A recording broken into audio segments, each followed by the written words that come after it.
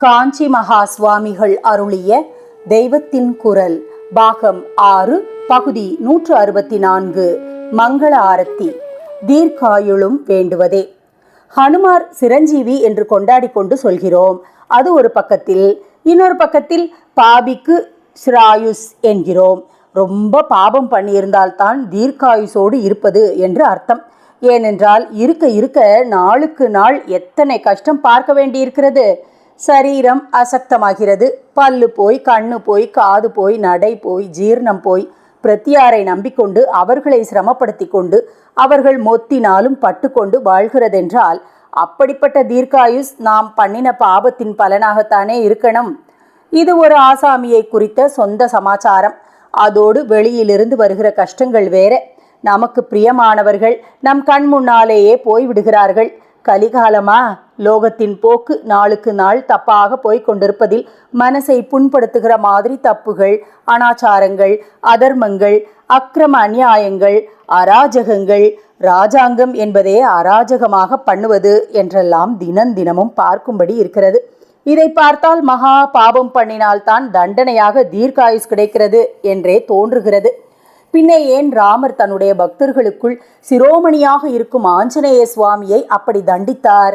அவரையும் தம்மோடு பரமபதத்துக்கு அழைத்து கொண்டு போகாமல் பூலோகத்திலேயே சிரஞ்சீவியா இருந்துண்டிரு என்று வைத்துவிட்டு போனார்.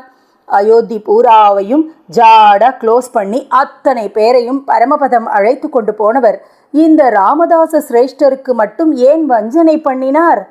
யோசித்து பார்த்தால் இது அவருக்கு தண்டனை இல்லை, வெகுமதிதான். அவரை விட நமக்கு இந்த லோகத்துக்கெல்லாம் ராமச்சந்திரமூர்த்தி பண்ணின பகுமானம். ஆஞ்சநேயர் சிரஞ்சீவியாய் இருப்பது நம் பாக்கியம். அஞ்சனா பாக்கியம் என்று அவரை ஆச்சாரியால் சொன்னார். அவருடைய தாயாரான அஞ்சனையின் பாக்கியம் இப்படி ஒரு பிள்ளை பிறந்தது என்று. நம் எல்லோருடைய பாக்கியமும் கூடத்தான். இப்படி ஒரு புண்ணியமூர்த்தி உண்டா? என்ன பரிசுத்தம்! காமமே தெரியாத பரிசுத்தம். இப்படியும் ஒரு பக்தி, ஞானம், வீரம், காரிய சக்தி உண்டா? அத்தனை சக்தி இருந்தும் தனக்கென்று ஒன்றுமே பண்ணிக்கொள்ளாமல் ராமதாசனாக அவன் பணியே தன் வாழ்க்கை என்று இப்படி ஒரு அடக்கம் எங்கேயாவது உண்டா என்று அவரை நினைக்கிற பொழுதுக்காவது நம் மனசும் பக்தியில் பூரிக்கிறதோ இல்லையோ? அதுதான் நாம் பெரும் பாக்கியம், பகுமானம்.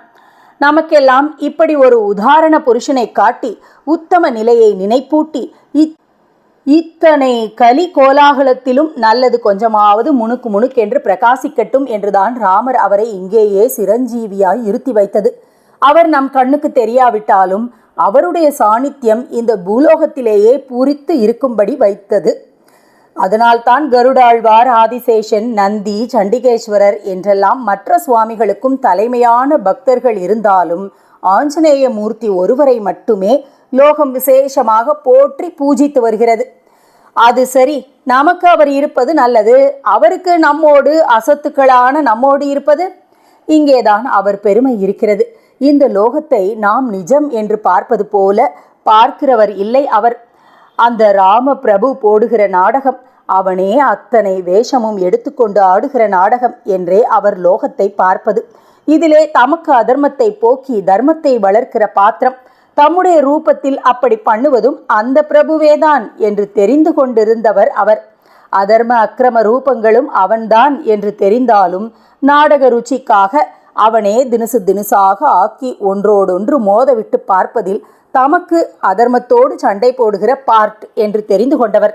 நாடகத்தில் பார்த்தால் எப்படி ஒரு கதாநாயகன் சத்ருவை மகா கோபத்தோடு தாக்கி சண்டை போடுகிற மாதிரி இருக்குமோ, ஆனாலும் வாஸ்தவத்தில் அந்த வேஷம் போட்டுக்கொண்டவனுக்கு சத்ரு வேஷம் போட்டுக்கொண்டவனிடம் கொஞ்சம் கூட துவேஷமே இருக்காதோ, அப்படித்தான் ஆஞ்சநேய சுவாமி அதர்மக்காரர்களோடு ஆக்ரோஷமாக சண்டை போட்டதெல்லாமும் அதாவது எல்லாம் ராமமயம் என்று தெரிந்து கொண்டு அவனுடைய நாடக ஆனந்தத்திற்காகவே வாழ்கிற போது நெடிய வாழ்வு எப்படி கஷ்டமாக தோன்றும். பரமபதம் என்று வேறே எங்கேயோ போக வேண்டாம். அந்த பரமனுடைய பதம்தான் இங்கேயும் சர்வ வியாபகமாக இருக்கிறது என்று தெரிகிற போது இகலோகத்தில் வாழ்கிறதே மோட்ச ஆனந்தந்தானே. அதனால் அவர் அதை தண்டனை என்று நினைக்கவே மாட்டார். தண்டனை என்று நினைக்காவிட்டால் போகட்டும், பகுமானம் என்று ஒசத்தி வைத்து நினைக்க இதிலே என்ன இருக்கிறது? இருக்கிறது. எல்லாம் ராமன் என்று அத்வைத்தமானாலும் அந்த அத்வைத்தத்திலும் தூக்கலான ஒரு ஆனந்தத்தை அவருக்கு ராமநாமாவிலே அந்த ராமனே வைத்திருந்தான். ஜபித்து ஜபித்து தியானித்து தியானித்து அவரே அந்த நாமரசமயமாகி விட்டவர். அதனால் அவர் அறியாமலே ஒரு தீபம் இருந்தால் அதிலிருந்து கிரணங்கள் தானாக எழும்பி வஸ்துக்களை பிரகாசப்படுத்துகிற மாதிரி அவரிடமிருந்து நாமபக்தி கிரணங்கள் சதா எழும்பி லோகத்தில் வியாபித்து இத்தனை கெட்டதற்கு நடுவிலும் அங்கங்கே நாம பஜனையை தூண்டிக்கொண்டே இருக்கும். அது காதிலே பட்டுவிட்டால் அவருக்கு ஆனந்தம் துள்ளி கொண்டு வரும். இவரேதான் அதற்கு காரணம். இவருக்குள்ளே இருந்ததில் இழை அளவுதான் வெளியிலிருந்து வருவது என்றாலும் அண்டா ஜலத்திலிருந்து கொஞ்சம் எடுத்து அதிலேயே விட்டு அது இதிலே பட்டவுடன் அண்டா ஜலம் சந்தோஷத்தில் குதித்து கொண்டு அதை வாங்கி கொள்கிறது போல அவருக்கு ஒரு அலாதி சந்தோஷம் உண்டாகும். பரமபதத்திலும் நாம பஜனை இருந்தாலும் அது வெளிச்சத்திலே விளக்கேற்றி வைத்தார் போலத்தான். விசேஷ சுகமில்லை. இருட்டிலேதான் தீபம் எடுப்பாக பிரகாசிக்கிற மாதிரி ஒரே உள் இருட்டாய் உள்ள நம் லோகத்தில்தான் நாம தீபம் எடுப்பாக பிரகாசிப்பது. மிளகாயை கடித்த வாய்க்குத்தானே கல்கண்டு பின்னும் ருச்சிப்பது. ராமநாம கல்கண்டு அப்படி இருப்பது பூலோகவாசிகளிலேயே கொஞ்சமாவது பக்தியோடு இருக்கிறவர்களுக்குத்தான். ராமநாமத்தின் வழியாக பரோபகாரம் செய்வதிலே ஆஞ்சநேயருக்கு ஒரு விசேஷமான திருப்தி. அப்படி ஆஞ்சநேயருக்கு இருப்பது பூலோகத்தில்தான். அதனால் பரமபதம் என்கிறதில் கொண்டு வைத்து கொள்ளாமல் இங்கே அவரை இருத்தியதே அவருக்கும் ஜாஸ்தி மகிழ்ச்சி. பரமபதத்தில் அவரால் ஆகிற காரியம் ஒன்றும் இல்லை. ராமதாசனான அவருக்கு ராம காரியமாக டிராமா பார்ட் ஆடுவதில் ஒரு தனியான திருப்தி. பூலோகத்திலேதான் அப்படி அவர் பக்தி ரேடியேஷன் தர்ம ரேடியேஷன் பரப்பிக்கொண்டு ஜனங்களுக்கு நல்லது பண்ணுவது. பரமபதத்தில் அதற்கு தேவை ஏது? சமுத்திரத்திலே மழை பெய்து என்ன பிரயோஜனம்? எங்கே ஜாஸ்தி வறட்சியோ அங்கேதானே பெய்யணும். ஆகையினாலே அவர் பூலோகவாச சிர ஜீவனந்தான் பெரிய பாக்கியம் என்று நினைப்பார். பிரியமானவர்கள் கண் முன்னாடி போய்விடுகிறார்களே என்றால் அதற்கெல்லாம் பெரியவர்களாய் இருப்பவர்கள் மனஸ் கலங்க மாட்டார்கள். வாழ்வு நாடகம் மாதிரி சாவு நாடகம் என்று வேடிக்கை பார்த்து கொண்டு இருந்து விடுவார்கள். டிராமாவில் அநேக பாத்திரங்கள் ஒரு சீனில் வந்துவிட்டு அதோடு போய்விடுகிறார்கள். ஆரம்பத்திலிருந்து கடைசி வரை எல்லா பாத்திரங்களும் ஒன்றாக வந்துவிட்டு ஒன்றாக போவது என்று உண்டா? லங்கையிலே யுத்தத்தின் போது வானர சேனா வீரர்கள் செத்து விழத்தான் செய்தார்கள். அதற்காக ஹனுமார் அழுததாக இல்லை. அப்புறம் அவர் சஞ்சீவி பர்வதம் ராமலக்ஷ்மணர்களை உத்தேசித்து கொண்டு வந்தபோது செத்த வானரர்களும் அந்த காற்றுப்பட்டு உயிர் பெற்றார்கள் என்றாலும் அது அகஸ்மாத்தாக நடந்ததுதான். அதற்காக அவர் ஒன்றும் ஆனந்த கூத்தாடவும் இல்லை. இதற்கப்புறம் நடந்த யுத்தத்தில் செத்துப்போன வானரர்களையும் பிற்பாடு ராமர் இந்திரனிடம் வரம் கேட்டு உயிர்ப்பித்தார். அது ராமருடைய நன்றி விசுவாசத்தை காட்டுவது. அதில் ஆஞ்சநேயருக்கு ஒரு ரியாக்ஷனும் இல்லை. இந்த கூடுதல் பிரிதல்களுக்கு மேலே போனவர் அவர். வயோதிகத்தினால் உண்டாகிற அசக்தங்கள் கோளாறுகள் ஹனுமாருக்கு இல்லைதான். அவர் வஜ்ர சரீரி பஜ்ராங் என்றே வடக்கே சொல்வார்கள். ஆனால் எனக்கு தோன்றுகிறது அவருக்கு அசக்தமே ஏற்பட்டிருந்தாலும் கூட குருட்டுத்தனமா அதுவும் அவன் பிரசாதம், அதற்கேற்றபடி நடிப்போம், இன்னும் இப்படியே செவிடு முதலான மற்ற கோளாறெல்லாமும் என்றுதான் இருந்திருப்பார். திருதராஷ்டிரன் சூர்தாஸ் வேஷமெல்லாம் பெரிய நடிகர்கள் சந்தோஷமாக போட்டுக்கொண்டு கண் தெரியாதவர்களாக நடிக்கவில்லையா? நம்முடைய அசக்தத்தினால் மற்றவர்களை சிரமப்படுத்த வேண்டியிருக்கிறதே என்றால் அப்படி சிரமப்பட வைப்பதிலேயே அவர்களுடைய கர்மா கொஞ்சம் தீர்வதற்கு ஒத்தாசை பண்ணுகிறோம் என்று சந்தோஷந்தான் படுவோமே. நம்மை அவர்கள் மொத்துகிறார்களே என்றால் மொத்தப்படுவதில் நம் கர்மாவும் தீர்கிறது என்று சந்தோஷப்படுவோமே.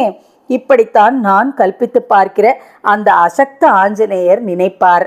சாரம் என்னவென்றால் அவன் நாடகம் என்று லோகத்தை பார்த்தோமானால் எல்லாம் சந்தோஷமாகவே இருக்கும். வாழ்க்கை அலுப்பு தட்டாது. எத்தனை வயோதிகம் ஏற்பட்டாலும் தனக்குள்ளேயும் லோகத்தில் வெளியிலேயும் அப்போது என்ன கஷ்டம் ஏற்பட்டாலும் கஷ்டமாக தெரியாமல் சௌக்கியமாக வேடிக்கை பார்ப்பதாகவே இருக்கும். அந்த வேடிக்கை சுவாரஸ்யம் நாடக சுவை என்கிறார்களே, அது பரமபதத்தை விட கூட இங்கேதான் ஜாஸ்தி. அங்கே சுவாமி என்றால் எப்படி நாம் உசந்ததாக நினைக்கிறோமோ அந்த மாதிரி மட்டுமே சுவாமி இருக்கிறார். அந்த இடத்தையும் அப்படியே வைத்திருக்கிறார். அவனுடைய நவரச நாடக சாமர்த்தியத்தை பார்க்கிறது என்னும் போது அங்கே சுவாரஸ்யமில்லை. குரோதம், பயம், சோகம், பீபத்சம் முதலிய ரசங்கள் அங்கே இல்லாததால் இங்கேதான் அடடா என்னவெல்லாம் மாயாவித்தனம் பண்ணுகிறான், என்ன வேஷமெல்லாம் போடுகிறான், அவனா இத்தனை விசித்திரமாக ரூபங்கள் எடுப்பது, இத்தனை விபரீதம் கூட பண்ணுவது, அழகிலா விளையாட்டு என்றால் அழகிலா விளையாட்டுத்தான் என்று ரொம்ப சுவாரஸ்யமாக நவரசமும் நிரம்பிய டிராமா பார்த்து சந்தோஷப்பட முடிவது. அந்த மனப்பான்மை வந்துவிட்டால் அவனை வேண்டிக் கொண்டு அவன் கிருபையில் அதை பெற்றுவிட்டால் அப்புறம் மனித பிறவியும் வேண்டுவதே என்ற மாதிரி தீர்க்காயுஸ் சிரஜீவனமும் வேண்டுவதே என்று ஆகிவிடும். ஆஞ்சநேய சுவாமி அப்படி இருப்பவர்தான். எல்லாரும் அப்படி ஆக வேண்டும் என்பதால் தான் நம் தேசத்தில் ஒருத்தர் நமஸ்காரம் பண்ணினாலே தீர்காயுஷ்மான் பவ சௌமிய என்று ஆசீர்வாதம் பண்ணுவதாக இருக்கிறது. ஆஞ்சநேயர் என் வாய் வழியாக உங்கள் எல்லாருக்கும் அந்த ஆசீர்வாதத்தை வரவழைத்து விட்டார். தீர்காயுஷ்மான் பவ.